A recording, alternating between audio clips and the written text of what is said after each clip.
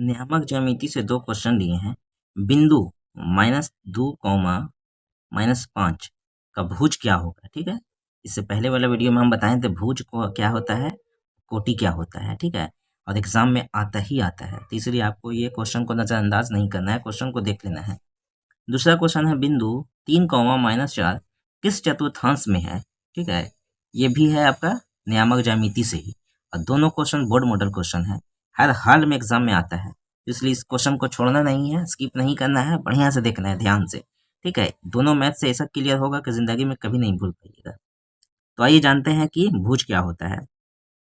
तो सबसे पहले देखिए, जो भी आपका जो ब्रैकेट ऐसा है ना, इस तरह से लिखा जाता है, यानी पहले x लिखा जाता है, बाद में y लिखा जाता है हमेशा। ठीक है, आप भी जब भी कभी लिखना हो तो पहले लिखा जाएगा जो भी x वाला, उसके बाद फिर y वाला। ठीक, तो x को हम लोग कहते हैं भुज। ठीक, इसी को हम लोग भुजाक्ष भी कहते हैं। इसको हम लोग कोटि कहते हैं, y को हम लोग कोटि कहते हैं, और x को हम लोग भुज या भुजाक्ष कहते हैं। ठीक है, तो एग्जाम में पूछ रहा है, यानी क्वेश्चन जो आपसे पूछ रहा है कि भुज इनमें से कौन है, तो भुज तो कितना होगा, -2 होगा, तो यही आंसर होगी आपका। बात समझ में आ रहा है। एक क्वेश्चन हम और कर देते हैं यहाँ पे, 4, 5 बोल देंगे कि इसमें कोटि कौन होगा, तो कोटि y है, 5 है।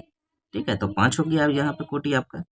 ठीक है, ठीक, चलिए अब क्वेश्चन दूसरे तरफ आ जाते हैं, किस चतुर्थांश में है।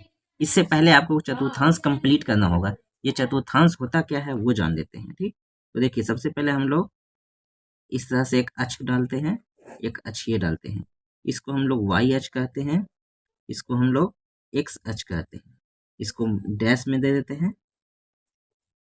ठीक, डैश का मतलब होता है माइनस में, और इसका मतलब प्लस में, यानी ये पॉजिटिव साइड है। ठीक है, 1 2 1 2, इधर भी 1 माइनस में, इधर भी माइनस में 2, माइनस में 1, माइनस में 2, बीच में 0। 0 का मतलब इधर के लिए भी, इधर के लिए भी, इधर के लिए भी, इधर के लिए भी। ठीक है, यहाँ तक तो क्लियर हो गया होगा। हाँ ठीक है, चलिए देखते हैं।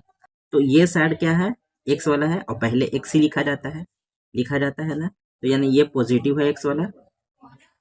एक्स वाला क्या है, पॉजिटिव है। ठीक है, उसके बाद क्या लिखा जाएगा, वाई वाला, तो वाई वाला भी प्लस में ही यहाँ पे है, तो ऐसे दे देते हैं। यानी कि पहला जो चतुर्थांश है, पहला यानी फर्स्ट पाद जिसको कहते हैं, ये पॉजिटिव होगा, यानी दोनों पॉजिटिव होगा, लेकिन यहाँ पे दोनों पॉजिटिव नहीं है, यहाँ पे एक पॉजिटिव है, एक नेगेटिव है। ठीक है, यानी एक प्लस में है, एक माइनस में है, इसको भी ध्यान रखना है। दूसरा क्वाड्रेंट में आ जाते हैं, यानी दूसरा चतुर्थांश में जब आते हैं, तो पहले तो एक्स लिखा जाता है, तो एक्स वाला क्या है, माइनस में है, माइनस। ठीक है, वाई वाला क्या है, तो वाई वाला क्या है, प्लस में है, तो प्लस में यहाँ पे हम लोग दे देंगे। ठीक है, यानी पहला इसमें माइनस होगा, फिर प्लस होगा, लेकिन ऐसा यहाँ पे बिल्कुल नहीं है। यहाँ पर एक्स वाला प्लस में है, वाई वाला माइनस में है, जबकि यहाँ पे एक्स वाला माइनस होगा और वाई वाला प्लस होगा। सेकंड वाला वाई रहता है ना, हमेशा भी बताए हैं यहाँ पे कि हमेशा पहले एक्स लिखते हैं फिर वाई लिखते हैं, तो उस हिसाब से पहले एक्स कितना है, 3 है, फिर कितना है वाई, वाई माइनस में है, लेकिन यहाँ पे ऐसा नहीं है। चलिए तीसरा कोऑर्डिनेट देखते हैं। तीसरा में देखते हैं कि पहले एक्स लिखा जाता है, तो एक्स वाला तो यही है, यही से ना तीसरा घर बना है, यही से तीसरा घर बना है, तो यहाँ पे माइनस हो जाएगा, ये वाला माइनस। अच्छा, वाई वाला भी माइनस ही है, तो यहाँ भी माइनस दे देते हैं, यानी दोनों दोनों यहाँ पे जो भुज और कोटि दोनों जो होगा थर्ड क्वाड्रेंट में, दोनों माइनस में होगा।